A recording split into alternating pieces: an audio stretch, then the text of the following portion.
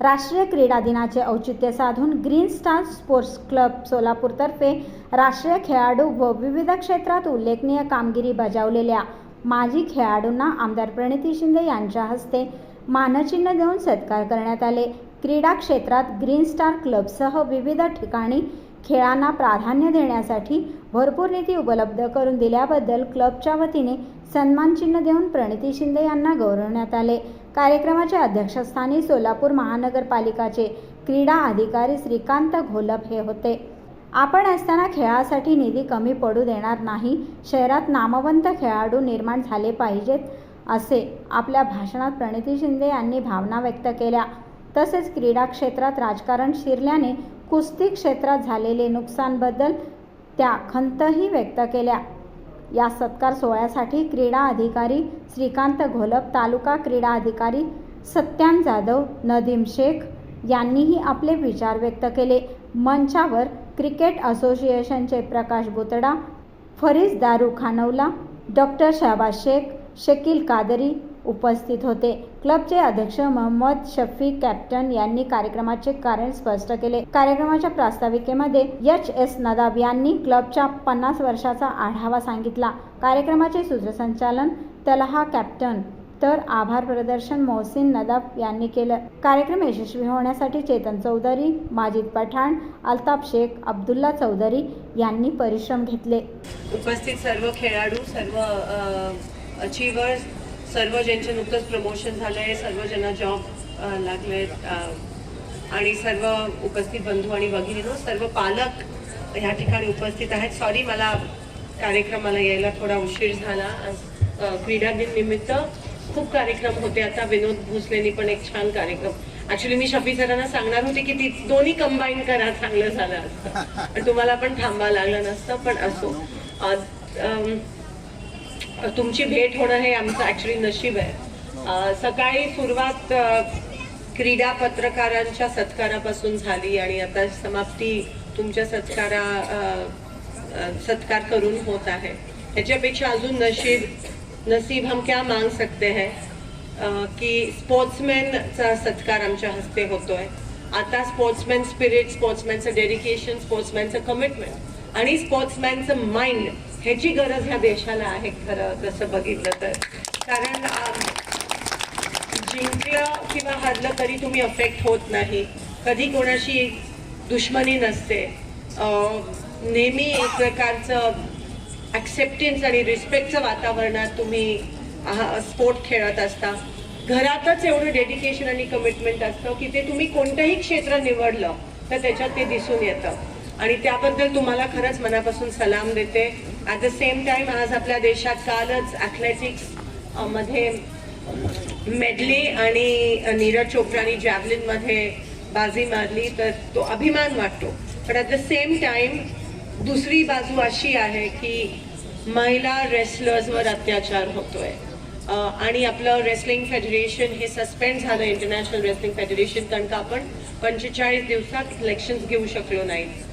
Unfortunately, खूप unfortunately हे झालं। हे पहिल्यांदा एक काळीमा म्हणजे कलंक आपल्या देशाच्या स्पोर्ट्सवर पोचलाय आणि खूप वाईट वाटतं, कारण का केवळ पॉलिटिक्समुळे, डर्टी पॉलिटिक्समुळे आज हा दिवस आपल्याला बघायला मिळतोय। And it is a black day, कारण इमॅजिन आपला अचीवर तिथे जाईल आणि आपली नॅशनल अँथेम आणि आपला तिरंगा आपण तिथे फडकवू नाही शकू किंवा नॅशनल अँथेम तिथे प्ले नाही करू शकू। इट इज अनफॉर्च्युनेट आणि आय थिंक आमच्यापेक्षा जास्त हा आवाज आता हा सर्वसामान्यांमधून उठला पाहिजे। किती दिवस आपण गप्प बसणार? आणि मी जाहीरपणे माझ्या इंस्टाग्रामवर पोस्ट केली की वारे मोदी तेरा खेल, ब्रिजभूषण पास लेकिन भारत फेल अनफॉर्च्युनेटली। आणि एवढा महिला रेसलर्स ज्या आपल्या देशाला पीकवर घेऊन जातात इंटरनॅशनली, त्यांना जर सेक्शुअल हॅरेसमेंट होत असेल आणि जो माणूस करणारा हा भाजपचा MP असेल आणि त्याला काही कोणी करत नसेल, त्याला अरेस्ट होत नसेल, त्याच्यावर FIR फाईल होत नसेल आणि तो पार्लमेंटमध्ये बेल नंतर अगदी प्राऊडली जात असेल, तर ही स्पोर्ट्ससाठी आणि आपल्या देशाच्या खेळाडूंसाठी शोभा पाहिजे। काय झालं दादा आपलं? सगळ्या क्वार्टर्स कडून झाला पाहिजे असं मला वाटतं, कारण तुमच्यातून आवाज आला तर डोळे उघडले जातील. पॉलिटिक्स आणि स्पोर्ट्स हे कधी मिक्स नाही झाले पाहिजेत असं मला वाटतं. मग अशीच एक चर्चा झाली की पॉलिटिशियन्स स्पोर्ट्समॅन एक स्पोर्ट्समॅन एक उत्कृष्ट पॉलिटिशियन होऊ शकतो, पण एक पॉलिटिशियन उत्कृष्ट स्पोर्ट्समॅन कधीच होऊ शकणार नाही.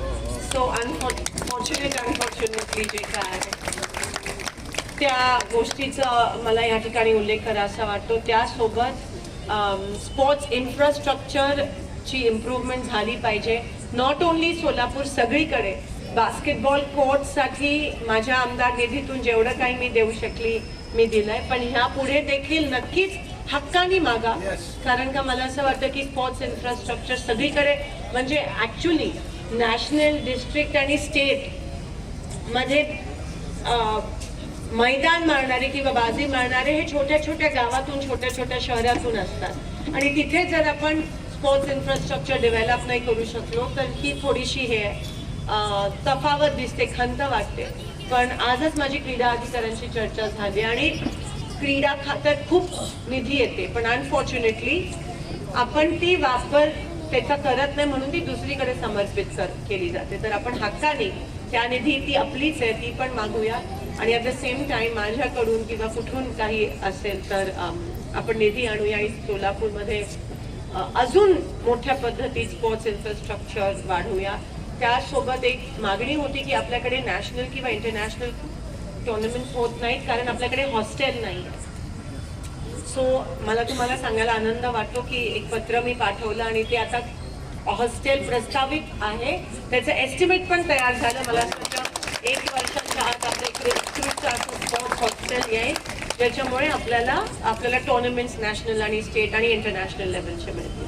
So we are very proud of you all the players. आणि तुम्हीच एक आहात आज. उम्मीद पे दुनिया अगर कायम है तो आप लोगों के वजह से है. पॉलिटिक्स से ज़्यादा होप नहीं रहा है और एक ही चीज़ है जो हमारे देश के लोगों को जुड़ सकती है, हमारे देश की यूनिटी इकट्ठा रख सकती है, हमारे देश को इंटरनेशनली टॉप पे ले जा सकती है. And that is sports and only sports. And that is only because of our sports men and sports women. तो आपका रिस्पेक्ट करना मतलब मातृभूमि का रिस्पेक्ट करना है. और we are very proud of you. और कभी कोई संकट या कठिनाई आपके ऊपर आए तो we are very powerfully and strongly we will stand and by your side and we will support you. ये मैं आपसे वादा करती हूँ. I promise you that we will never let you down. And if that is happening you must हमारी गलतियाँ हमें बता दो, हमारे कान खींचो, हमको चिल्लाओ. लेकिन स्पोर्ट्स वुमेन और स्पोर्ट्स मैन के ऊपर अगर कोई इंसल्ट होता है तो we will never take it and we will stand by you always. आणि कृपया सोच बढ़ाइए. अगर हम लोग स्पोर्ट्स पे इंसल्ट करने लगे हैं तो इसका मतलब हमारी सोसाइटी रिग्रेसिव हो रही है. हमारी सोसाइटी प्रोग्रेसिव सोसाइटी है. Indian society is progressive. लेकिन अगर इस हद तक आया है की अगर हम स्पोर्ट्समॅन को इन्सल्ट करने लगे तो वी आर बिकमिंग रिग्रेसिव. सगळ्यांचे डोळे उघडण्याची ची वेळ आली आहे. कृपया आपण सगळे मिळून आपला देश, आपली संस्कृती, आपलं कल्चर आणि स्पोर्ट्स आपण वाचूया.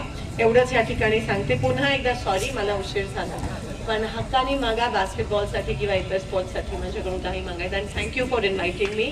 जय हिंद, जय महाराष्ट्र.